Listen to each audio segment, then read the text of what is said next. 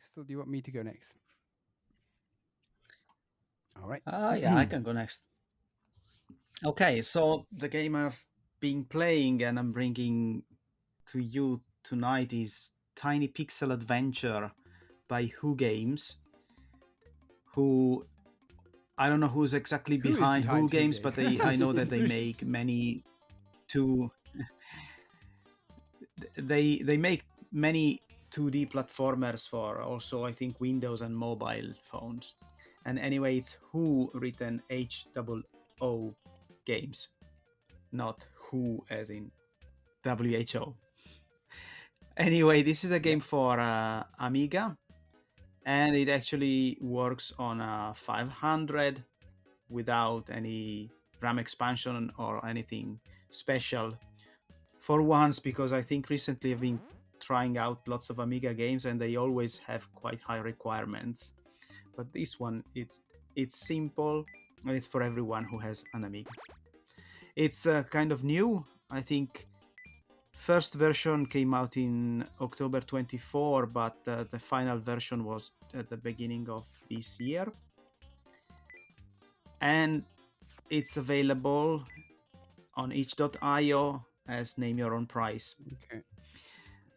All right, having established these basics, let's talk about what game it is. So it's a very classic 2D jump and shoot platformer of the collecting type. So your purpose is to go through 30 something levels and collect items. In the first few levels, you have to collect honey jars for your bear friend, apparently. And some of these, well, then later on, it changes a little bit. After a few levels, you collect pumpkins and then you collect balloons or something like that for various characters in these games. Then some of these items are in some fixed location on your platforming screen, and others instead, they are dropped by critters. Usually when you kill some specific critters, they also drop a honey jar or an item to collect.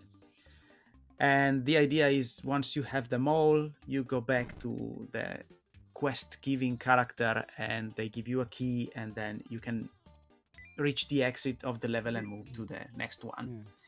Very simple idea, This dude nothing seems like he's got a button on his groundbreaking head. here. It does. Yeah. Your character, well, has weird hair, perhaps, but there is more than one character So I with, see it's with not a weird single hair in this screen game. platformer. It's Scrolling. It's a horizontal mixed you have to vertical do sort scroller, of so it's a exploration bit in of every everything. level. Definitely, yes. They're not like enormous levels, but they are several screens wide, so to speak. And right, okay, so you don't just jump in this game, you also shoot. There are arrows. The main usefulness of which is you can kill critters with these arrows, or you can also make brick platforms appear at specific locations. I don't know. Because you know they're there, or because in many locations you see the outlines of a square. So you know that if you hit it, a brick would appear out of it, and then you can jump on it.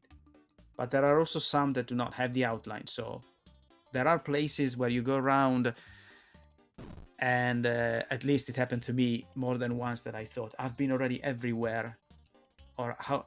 So what's next? Or how do I get to that honey jar that I see over there? It's impossibly far away. I can't make it with a jump. And then it occurs to you that maybe there's a hidden platform that you need to shoot, and it would appear. So it might require some tries here and there before you figure out how to because your arrows are limited. Obvious. They are definitely limited. Well, actually, you start without arrows, and you need to collect Yeah, that's right. quivers. Very good. Is that right word? Vocabulary, yeah. Okay.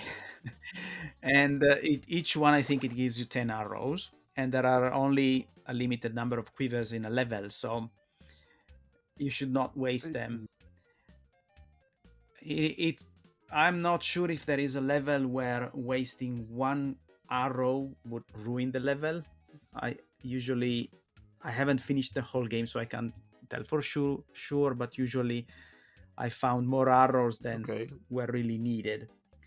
Also because many critters, you don't need to shoot them to kill them. You Not can all of them, though. jump on them. Like jump. Okay. No, not all. Definitely not all. And yeah, and also you don't actually need to kill all the critters in a level. It would make it easier, but you can also avoid them. The only ones you can't avoid killing are those that are hiding the items that you need to find. Well, it's usually always the same critters. Like in the first few levels, for example, there's these bombs, living bombs, that go around. It is them who would drop honey jars when you kill them. Okay, so right, mostly the game it's just these. You can also collect coins everywhere for score. Just answered that. And as I said, there are different types of critters. Like since the very beginning, you have these bees. They are quite slow, but they would kill you if they touch you.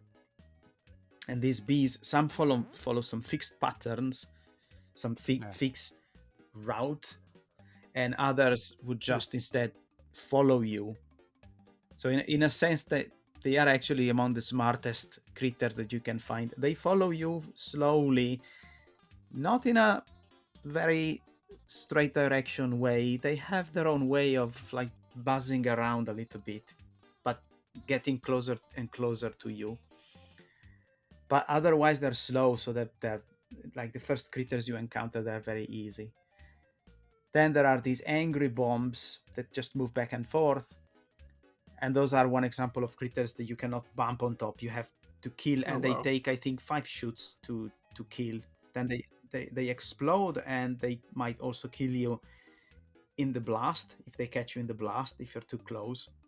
So you need to be careful. Then later on, there are more critters. There's some mushroom themed levels with some red mushrooms walking, who then they would drop pumpkins instead of honey jars. There are others that shoot, and eventually if you get to the last level, there's also going to be a sort of boss, but I haven't got there yet because the game was not as easy especially as I those limited arrows seems quite harsh, and also limited lives I see. So yeah, the limited lives of course are the main issue. Nevertheless, fortunately, the game has codes for every level, so I suggest just write them down, because you probably don't want to replay older levels. I think I found the game was a little bit frustrating, but I'll leave that for last. So it's definitely a good idea to write down those codes. Questions already. So that in terms of UI, you've got the top bar has the number of arrows, I think, and the number of lives or hearts, I don't know. Then there's a key, and there's two yellow things that fill in. And then there's the coin meter, let's say. It looks like a coin meter, and it seems that when you pick the coins up, it fills up. But once it's reached, there seems to be more coins still to pick up. So any ideas why that is? I'm also watching a video, and I see when it's filled up, you get a life. But then I see. That's the trick. So you can get one life, I guess, every level by collecting all the coins. Okay. Yeah. I didn't even notice it. I noticed that sometimes you get a life, but I didn't connect it to the coins. But Good tip from you. Even if you haven't played it, you notice it immediately. Yeah, so those meters on top are about how many You've got 2 items keys to you collect. have collected so far. Or is it certain levels you got 2 keys to collect? Yeah, it might be that, and it might be that I haven't reached levels with those with 2 keys to collect yet. Okay, so what else? There's also some static hazards here and there. So if you fall into water or into spikes, you lose a life. There are some a bit more tricky traps after a few levels, like moving spikes. So there are places where you can climb. Not sure exactly what they are, ropes or vines maybe, or chains in some levels. And there might be spikes moving up and down these, so you have to avoid them. Yeah, But basically that's it. So now a little bit about my feelings about this kind of game. So first of all, I was drawn to this game by the graphics, which I think, in my opinion, they are really, really nice. Well, except maybe for the weird hair. Okay. But it has it's very colorful. It really looks like classic Amiga 2D games, which is good for me. Well, I grew up with them, so it looks great for me. And some critters are great. Well, my favorite was the bees, because I don't know, they're just funny. They are square for but some the main reason. character is also They're a little bit squared. a little bit square. Yeah, everything is a little bit square, I A bit guess. blocky. Yeah. But it looked very, very curated Yeah, graphics. well, like, there's lots of squares. That's right. Yeah, I absolutely love the sprites. Also, the mushrooms. They remind a little bit of Super Mario Bros. Games, of course, but not too obvious. There are another species of mushrooms, of course, and you get a little bit of variety also in the general palette. As you move on, after a while, you get tropical themed levels, and then you get snow themed levels, and so on. Sorry, go ahead. So overall, very well made. And by the way, this Scorpion is made with engine. Scorpion Engine. Nice. And do you notice that when you play it, that it's not that it's made in some sort of engine, or is it just like any Amiga game?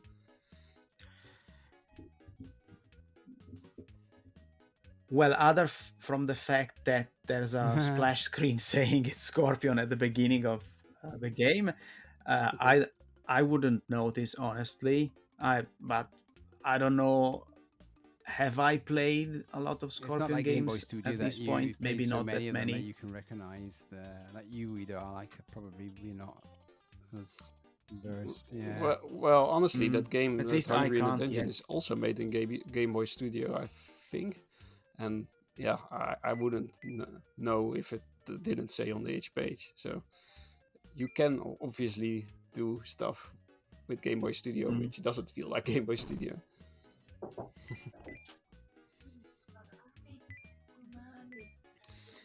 Okay. No problem. So yeah, but I thought maybe you feel it's not that optimized or something if it's made in not natively, so in an engine. No, but I think I only mind the result, honestly. So I really like the look of this. Like so every pixel, curated pixel put into place. Yeah. Yeah.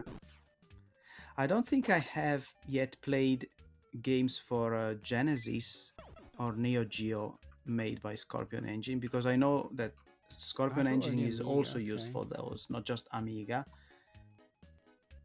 But yeah, it I says might not have creating a game together, engine for Amiga, Mega Drive, and maybe Neo I Geo. should check more of them Scorpion out. Engine. Neo Geo. Patreon. Yeah, I tried some games for Neo Geo lately, and some new ones. Pretty good. Maybe I should check more, and then I'll see if I start to Okay. feel like they have something in common. Okay, then Okay, go for it. I leave a couple of Wiedo's got criticism criticism. also for this game. Well, one thing, it's not really that necessary, but I think the critter variety could have been more than this. As I said, I didn't play the whole game, but I look ahead a little bit also on some YouTube videos, and I got the feeling that you still get more or less the same critters. There's not that many, even in the later level, but that's okay. It's fine. Now, maybe what was a bit annoying for me was the controls, the playability. I think I might need another pass. It's the jumping. It was really frustrating at time. It's not like pixel Okay. Yeah, I perfect mean, yes, jumping assisted sort required. of. In some places, yeah, in some places it's close to pixel perfect, but it's never pixel perfect. You always get some room, but the problem is I noticed that many times it just Oh. didn't jump when I wanted to. Like, I got to the edge of platform, if I jumped earlier it would always jump, but I got the feeling that when getting close to the platform sometimes it didn't jump, and of course I So it needs died, lost a coyote time. life, and ruined my fun. And also yeah and maybe also shooting didn't always work, but that has never been an issue, because if it doesn't, I never found a place where I had to shoot like exactly at the right time. I would just shoot again, but jumping of course leads That's you frustrating. to dying if you don't do it right. And I tried playing the game with different joysticks. I tried the classic Albatross that usually never betrays me, and the Competition Pro. And then I also, on an emulator, I tried with keyboard and my favorite gamepad, and it was Okay, so it's always not the same controller related. problem. It's like just a game bug sort of. I So, see. yeah, maybe. Don't know if it's a wanted feature, but I had to say it costed me many lives, and it. I think that's not a good way to create No, a I think difficulty in a game. if you feel it's the I game's would fault and rather not have your different. fault, then then it's maybe not that great. Mm. Mm. But then I don't know. Maybe there's a better controller that would work so much better. I don't know. I'm open to suggestions if someone else has played it without Yeah, I don't know. experiencing any problem at all. But overall, other than this, it's a nice game. As I said, it's super classic platforming. But there are also times when I just want something familiar, and it looks great. It's very nice to see It definitely looks good old pretty, and I Amiga see it's also graphics. name your own price. So yeah, it's you can just try it out yourself and see if the jumping annoys you or not. Yeah, this Scorpion engine seems pretty cool. Yeah.